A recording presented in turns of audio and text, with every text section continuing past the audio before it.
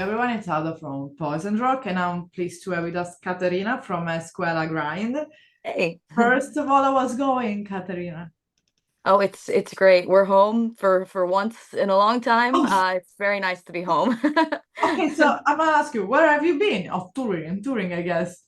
Touring all over. We did the past two tours have been in Europe. We did a 2 month tour that we just got back home from. And then before that we had done like a month, 5 weeks almost. So we were And you were touring. Europe, or you were in US, other worldwide? Both were Europe tours, Europe and UK. Yeah. So, And then before that we did a US tour before that, but yeah. It's too far back. okay, so did you have time to eat, to sleep? Uh, in Europe, I always have time to eat. So of course, I mean, it's amazing because from first congratulations, because we took so much for granted that soon as the release or just a tour, it's gonna be like gigantic tour. But I'm seeing especially sometimes nowadays bands are sometimes lacking of this gigantic tour. So congratulations for touring Oh, because it's beautiful and thank meaning you. that your music is really being loved by everyone. It's Oh, thank you. That's really nice. and yeah, because like you said, there's a little bit for everyone. Hell yeah. And I like that answer. How yeah, but of course, I mean, yeah, in touring. I mean, of course, this is usually a question that I ask at the end, like, well, what was your one of your favorite memory during this tour, which is really fresh? Oh, so many. This was the first tour we got to make really big festivals. We have heard of the big summer festivals in Europe, but we never got to experience them. Except for Obscene Extreme, which I'm wearing the shirt, I just realized, but that was our first festival in Europe. Yeah. And so we came back this year to do more. I'd say the highlight definitely was Brutal Assault. I love how the festival is run. I Yeah. love all the bands I saw, like Number the atmosphere. Forbidden, yeah, Number Forbidden played there too. Yeah, it was just such a good time. I felt very welcome. I felt all the feelings. Mm, And our set was really cool. There were so many people there. yeah, It was amazing. but you played, I think, as well at Summer Breeze, and is it possible? Yeah, which All right, was also incredible. It yeah, was so cool. We had a little bit of a different experience of Summer Breeze of because we were course. only there for one day, as opposed to Brutal Assault. We were there hanging out a day early. Really? Uh, So you yeah, yeah. have like the real experience completely. Yeah. Yeah, yeah. It was awesome. But Summer Breeze was on a whole other scale. It was so big. We played the campside stage, so it was Okay. like far away from the main stages. Yeah. And we like finished that stage, so it was at night. But so we were like, oh, is anyone gonna be here? Like we're playing at the There's same gonna time as be people yeah. in the time. Yeah. So yeah, it was incredible. The festivals were really something. Yeah, because like I said, especially I like brutal assault because being in a kind of fortress, you can see really the people packed, Yeah, I and love that. there's no escape. At least just being in the literally in the crowd, and you're Yeah. really fun because it's not like because people could think, oh, we are packed, it's dangerous. No, no, because it's literally chill. It's not chill, but it's safe and it's Oh beautiful. You yeah. can enjoy in a historical setting. It's Yeah. amazing. So I'm happy for you that you have to experience. I'm gonna be there too. Next time I'm gonna be there. But Awesome. of course, Katerina, before speaking about Dream on algorithm and some of your previous work and a semi-usual question, a difference in that and that, I want to ask about your own personal musical journey. So, how Katerina started to say, "I want to be a singer. I wanted to move in the music field." How did you? How started everything?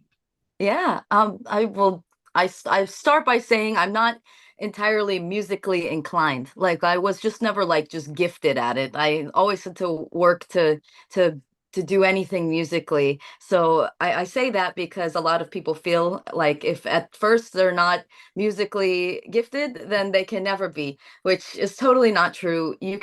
Anyone can learn things and make themselves better. Yeah, So I exactly. started when I was young.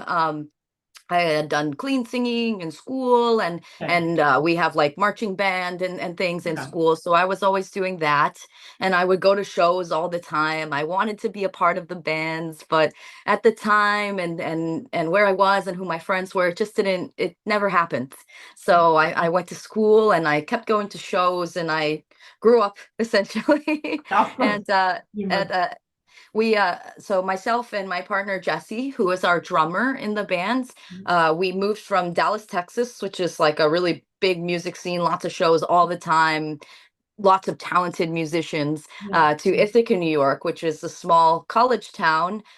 There were shows, but not as much as we were used Yeah. to, and not as heavy, just a different kind of crowd. So that was the point in which Jesse decided to start a band, really out of boredom.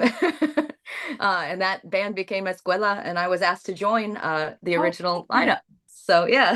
So that's, I mean, your music path started with Escuela, Pretty straightforward. much. I'm Yeah, really proud to say that. Yeah. because the beginning, the name was just Escuela. It was Escuela. It wasn't Escuela Grind. So That's right.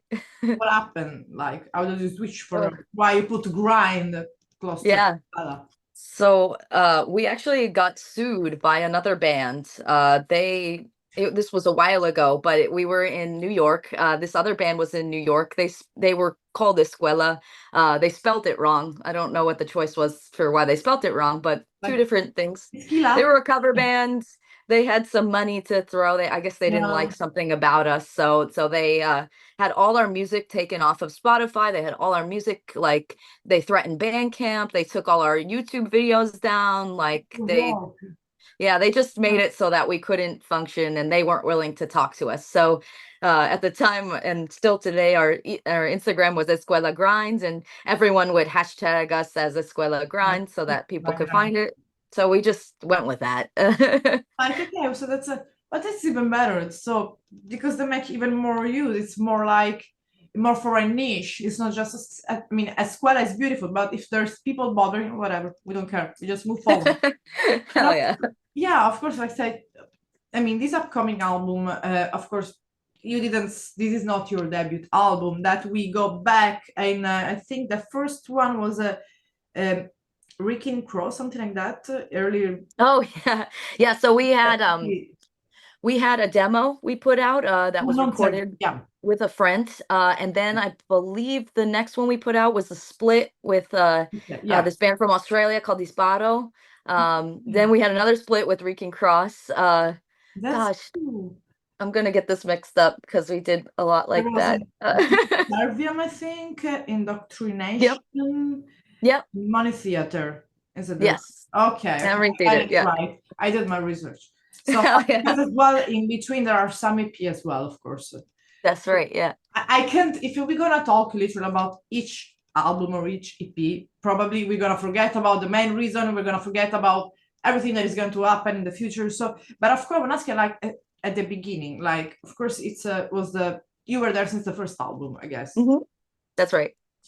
You are all together. You said, okay, let's make it the first album. So how all of you guys just choose to literally move forward more serious in the music field? Yeah, well, Jesse and I like have always had this mentality of that if no one's gonna come and give you something. It's just not Yeah, gonna happen unless you're, already like it's very rare. So you have to go and make it happen for yourself. And so to It's not for everyone, but we decided that the way we were going to do that was by, recording, putting out music right away, and just playing as many shows as we can. And you know, our way of doing that at the beginning and to get our name out there quickly was to book shows. So we would uh we would book shows all over our country and travel to them and make it happen. And it was stressful and it's yeah. hard, and booking shows is always like that's like a Everything by money. yourself. Yes. Like money is involved, and whenever money is involved, everything becomes so I know, stressful. But you know, yeah. and dangerous too sometimes because you can lose money. Most of the time, in the Oh beginning, yeah, you lose money. You I lose. did. Me too. I lost a lot of money. Me too. But, Don't go in detail. Let's yeah. for the people to wonder what happened. That's our secret. We will tell outside.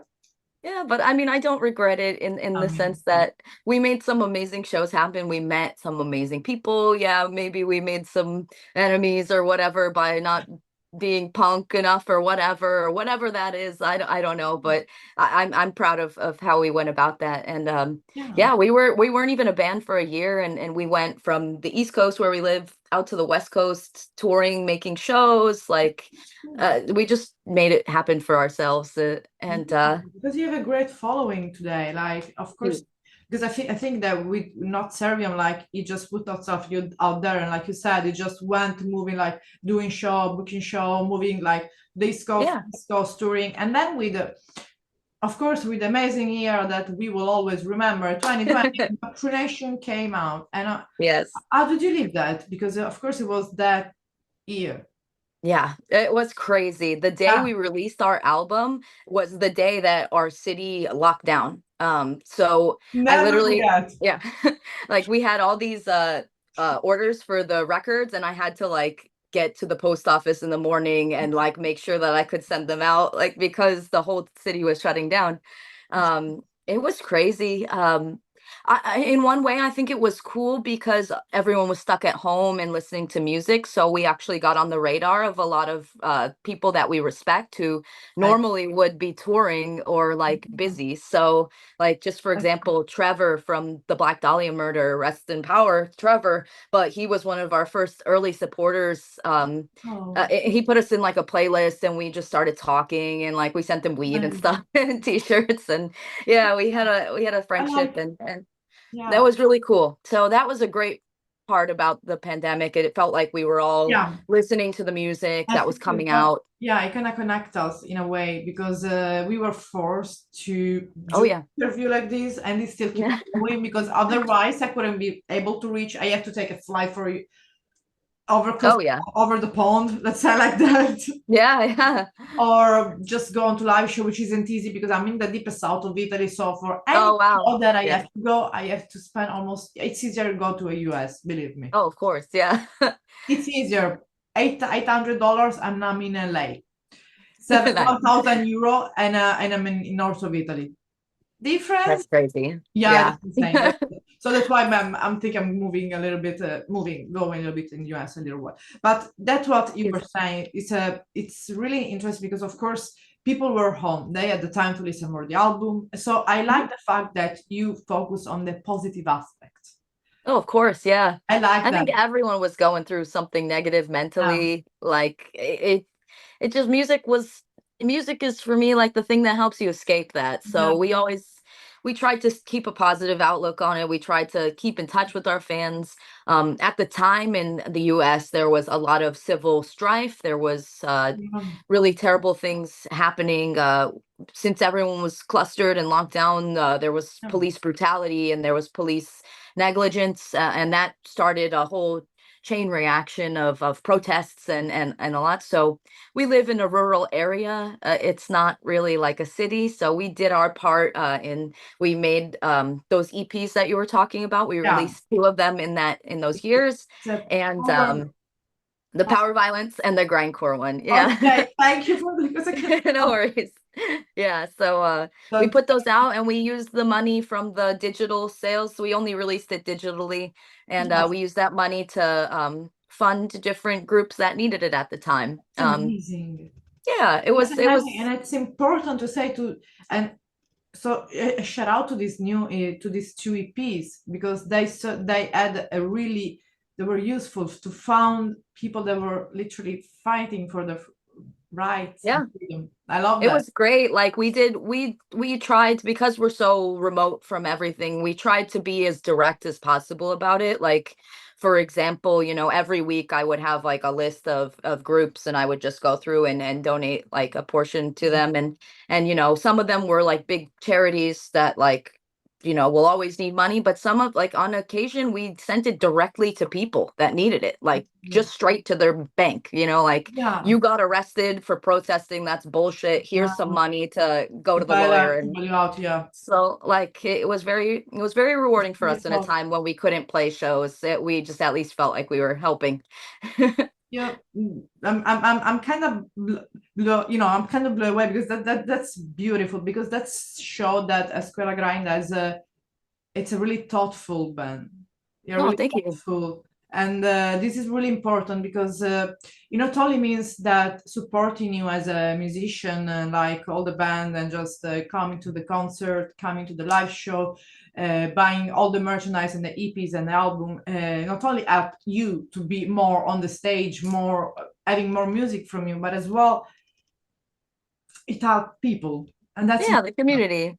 And there were so many bands doing this too. There still are many bands doing this. Yeah, We yeah, always have some sort of philanthropic, I think that's the word, um, that's aspect to what we do. Like we yeah. always have some piece of merch or something that goes to a charity that we work with, and so we try and keep that I going. mean, send me all of these charities that you work with, because I want to list them as well. Because Oh, if people absolutely. watching the interview want to donate and something, because I'm not like that. So I really like Sure. the anthropology side. It's really important to Nice. just Yeah, I will. do for people, help people that need it. Because if we don't help each other, we know that whatever is up to us, don't will not Exactly. help us. We never. Exactly. Yeah.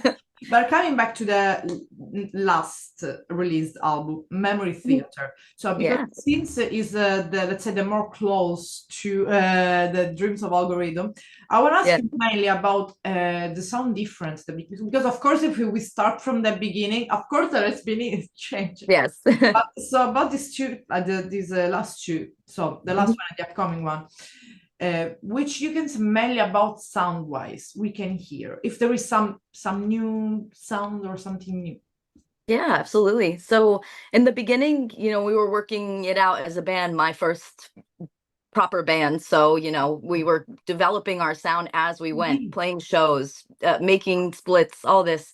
So, the original approach was basically improv drumming, just like Okay. Jesse would get in the studio, lay down a drum track, and if it stuck, if it sounded cool, Okay. great. And then the guitars would be written to that, and it was focused on being short songs, get Okay. them out, get on the road. So with Memory Theater, we had our now cemented lineup with myself, Jesse, and Chrissy. And we were all living together during the pandemic. We were all writing this album, and it was more about being more intentional with the writing. So we Okay. we got rid of the improv drum tracks. We had more intention to it. We and my bandmates were really focused on that album, on like building things up and taking Okay. them down. So it was more about tension building and Okay. how we released that in the album. And they were looking to like hardcore and how to make people dance, but also like stuff like EDM and how they build up and break down their songs. And so there was a lot of influence there. Yeah. This record, we Yeah. wrote it while we were touring. uh, we wrote Okay. we wrote it in the van, on the road, sound checks, Ooh. sometimes in between when we had time at the house. But yeah, it was we followed in the same suit, but I think our focus on this record was to, take all the influence of the amazing bands that we've toured with over the past few years, and all our experience actually touring and playing these songs, Okay. taking the best of what we can do and what we love to do and all those influences and putting them into this record. So I think with this upcoming record, you'll find a little bit more of a palette sonically. Like Okay. there's more stuff for you to Everything. take in from more genres.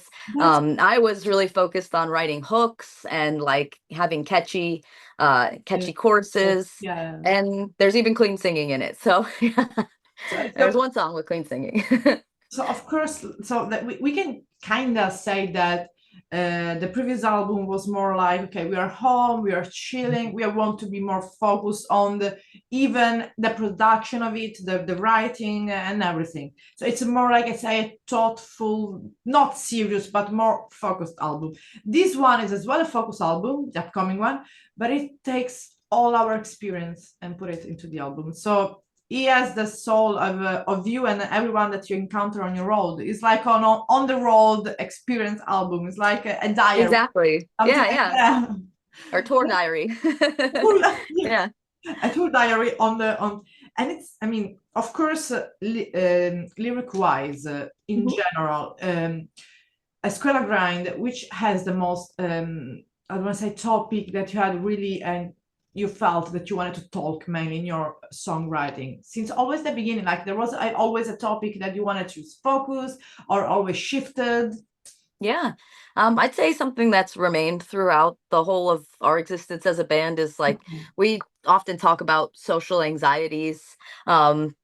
So previously we might have been a little bit more political. Nowadays Okay. we take all of that stuff, all of that bullshit that's happening that wants to keep us down, like, what traditionally grindcore is written about.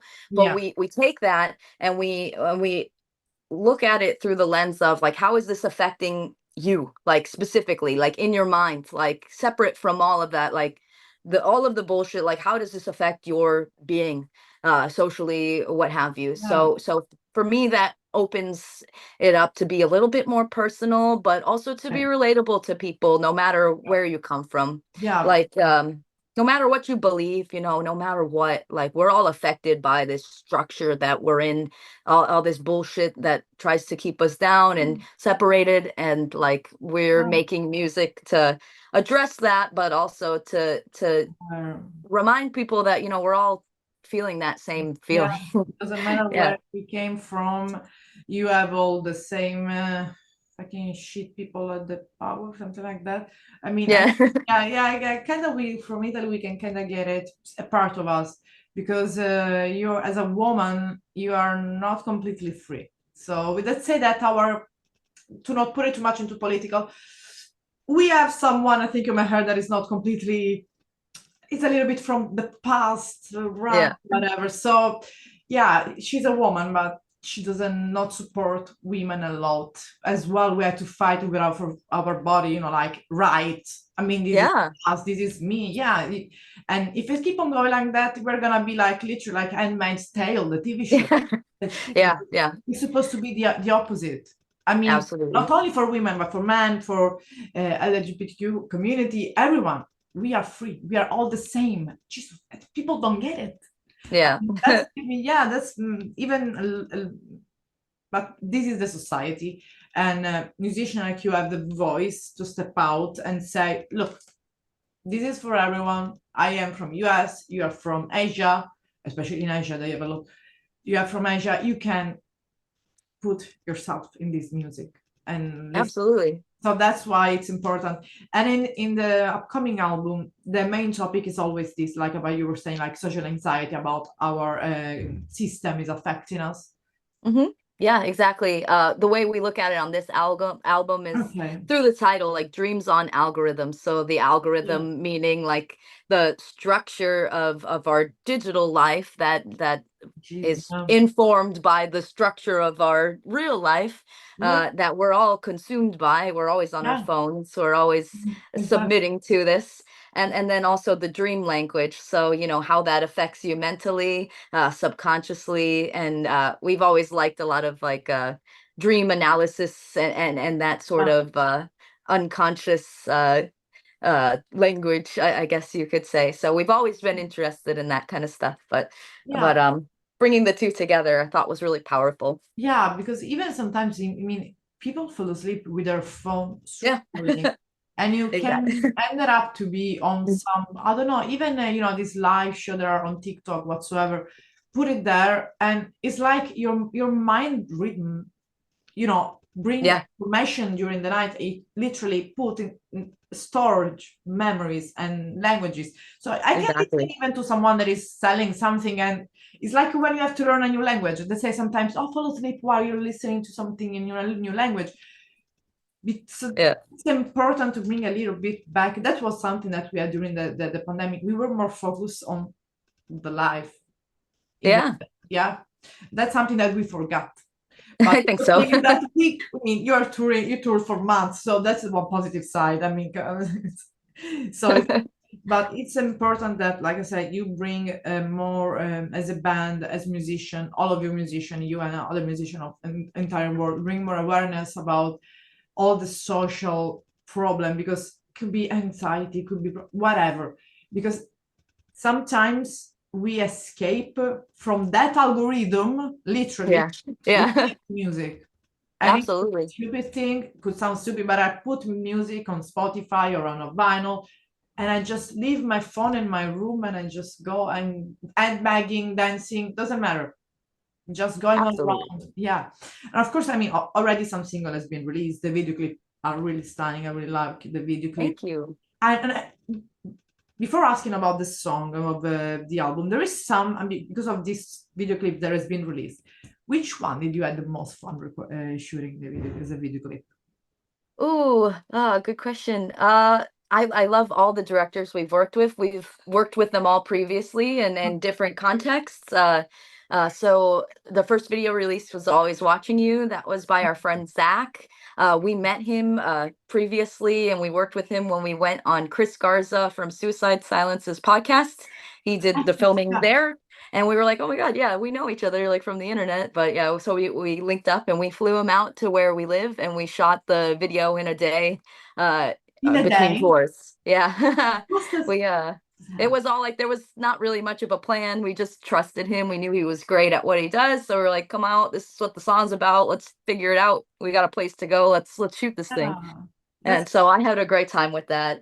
that's yeah. And then the other two videos, or three rather, that will Yeah. one will has yet to come out, but it will come out. The next one was Turbulence, which is a very special song to us. We worked with Michael Davidson, who we had previously done four of our music videos, five, I think. 5. Oh my God, you did a lot. Four or five, I can't remember, something like that. But yeah, it's always lovely working with him. He's really professional, and I liked how intimate we were with this. Yeah. It was just like very close ups, and it felt like a very different video for us. And so the last two videos were by our friend Sebi Martinez. He's based out of New York, but we came to know Sebi through our connection to Trauma and Trauma Films, which are like these DIY horror film group. I love Yeah, them. Yeah, I love them. If you don't know Trauma, look them up. Actually, there's been quite a few Italian directors that have had Trauma films too. So I think maybe some of your audience might know them already. But Yeah, probably. yeah. Even I'm gonna check them out definitely because sometimes it's even fun to interview these people that are in other let's say field than the music because it's always everything is art, so everything is interconnected. Absolutely. So, yeah. And about all the because of course we want to reveal too much because probably the interview will be out a little bit before the album, but there is one song you already performing the song of the album live or you okay yeah we're performing 3 songs live right now from the album. We will be performing 4. Okay, so the one that already been released, and apart from the one that already been released, there's one song that you are looking forward to perform live. Oh yeah, for sure. I know exactly. Okay. So there's one song called Moral Injury. It's like I took a very big leap with this song. I'm usually not so confrontational. It's referencing something very direct and personal to me. I decided that I wanted to write a song about this concept of the moral injury, which is like when you are kind of swayed by someone else to do something that doesn't fit in line with your morals. And so it's like they're coaxing you to do this thing, you're still doing it, so you feel like it's this big internal struggle. Because you've done something terrible, but it wasn't really, you were manipulated into doing it, sort of thing. So I wanted to like just write a song about what I feel like was the worst things that I've done because and it's taking accountability for that, but also it's not very direct. Anyways, it's a personal song, but it's like my fuck you. It's my fuck you to that person. That's what I was saying. Don't think about the negative side of that, whatever, but think about the positive because you're saying a fuck you now about that. It's important because everyone and this is as a human we are sometimes forced to because we maybe are in a situation that we have to do that and then we have to do that and maybe we don't feel that goes against our moral, that goes against our values, but we have to do because maybe we are stuck, we can, could be a trauma, maybe you're not receiving that well, and then you Absolutely. realize later, and then you feel maybe guilty about it, and you said, oh Oh, my for sure. God, there's I feel like shit that I go, and that's important because, like you said, fuck you. Yeah. Simple said, doesn't matter. I met something that I regretted or not, but I realized that it was which are my values. Because as far as I'm seeing, you are really someone with a strong value, and it's important that we have people like you in the music scene with values, with morals, and your goals, thoughtful, helping each other people. We need more people, and especially I love the way you're singing. You are on the stage. You're like literally like a lion on the stage. Thank you. Thank you. Well, I appreciate that. I think there's a whole wave, at least here in the United States, of people that are more like-minded in that way, in which they want to take a stance for what they believe in, Yeah, and be a role model. Granted, I can't please everybody. I know of there's like course. people that like probably don't think I go far enough, or people that don't agree with what we do, and that's fine. And like I'm fine with that. I'm still gonna do what I Yes. do. Um, Yeah, and yeah, I think those people will still do what they do, and I hope that they are positive and contribute too. Like no yeah. bad blood. Yeah, another side of Poisoned Rock in Ontario, Canada. This guy, he has a band called the Ethereal Tomb. He's a Nice. Native American, and he's a young. He literally stand against all the whatever as a Europe we did back in the day. Oh yeah. In the 50s, finding the fucking graves of those poor kids, and he's going touring. And he made his album When the Rivers Cry, and it's literally like doom but angry, and album about this is shitty, we have to just step by step taking the land back, something like that. Yeah. It's a Reclaim. strong message, and it's going out there, and that's why I said, you know what, come back, let's do more interview with me, because I need a fresh point of view. And Absolutely. because you have to stand with your value, no matter what they are, of course, right, of course, but you have to stand with your value and fight for them. So you can help charity, you can add charity organization, you can donate, you can go straight to homeless people, or you can do that with through music. It's the important is helping each others out. And Certainly. yeah, and so this is really important. Just coming back to Dreams on Algorithm, so it's gonna be released, it's worldwide on the 18th of October. That's right. Yeah. Okay, October. so but the pre-order are open. Yes, Okay, so exactly. people can pre-order it now. Of Yes, I believe there's two separate stores that are Okay. labeled Monarch has, MNRK. Um, I believe there's a Europe store and a North Okay. America store, and I Okay. think they both ship worldwide. It's just what shipping is gonna make the most sense for you. So yeah. And there's gonna be I think as well which type of physical copy did you option for, like tape, vinyl, CDs, Yeah, exactly. like I think everything? I think it will be released on everything. Right now, I think it's CD, digital, and there's a few different color variants of the vinyls. Okay. I'm not sure if tapes are up yet. I don't know. Usually, we like just have them made afterwards, and we have Yeah. them with us. But Cool. yeah. Maybe for the live shows. And there are things, there's gonna be some merchandise as well for the upcoming album. For sure, yeah. They've released our label has two exclusive shirts that they have on their site through a merch company that's close to us. And we're always making merch. That's cool. If you make a mug, call me, because I'm a collectionist of mug and I need the mug. Call me if Oh you yeah? make them. Yeah. Yeah, I would love to. Yeah. We've done tea in the past. This guy in Canada, he runs a tea Oh, company, Satanic Tea Co. And so we've done tea before, but we never did a mug with the tea. So that's amazing. A mug with the tea or a mug there with we go. it depends what you want. It's Yeah. everyone. In Italy they're gonna buy it, believe me. Yeah. Nice. And as well, did you have planned some you toured a lot, I can understand. Do you plan some release show for the album at least? Yeah, currently we don't have a release show Okay. announced. We're of doing course. a short tour Yeah. during the time that we're releasing the album. Okay. It's in the United States. We go out to Mayhem Fest in California. They brought it back. We get to play with some insane bands over there. It's like a Europe style festival, but we have it here in the United States, so that's cool. So we're going out for that, and we're Yeah. doing a 3-week US tour around that with this band called Body Box from Florida, and this band Wisdom and War. They're from where we live, closer to where we live, Central Mass. They're incredible.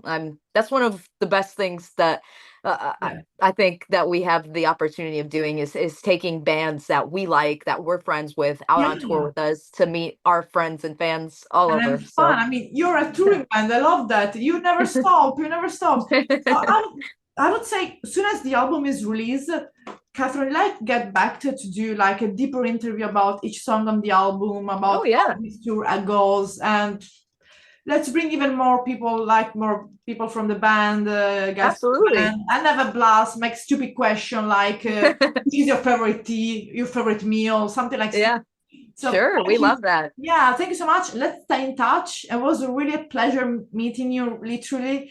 And you're an amazing person, really. You have an amazing soul and an Oh, thank amazing you. energy. I can feel that. That's really sweet. Oh, thank you. Likewise. It was really a pleasure to meet you. I hope that we get to come south enough to see you in person Don't someday. worry, I will reach you out to the United States because that's my Yeah. goal, to go there for at least a month and a half. I need to go Well, there. All my friends and my homies are there. So nice. to Yeah, go there, please. yeah. Stay in touch, like you said, stay Yeah, in touch. If you're yeah, ever around us and you sure. have a guest list spot anytime from us. So yeah. Thank you. And hit me up for if you met the mug. Have Oh a yes. bye and a huge hug. Bye. Thank you. Bye bye. Ciao. Thank you. Bye bye.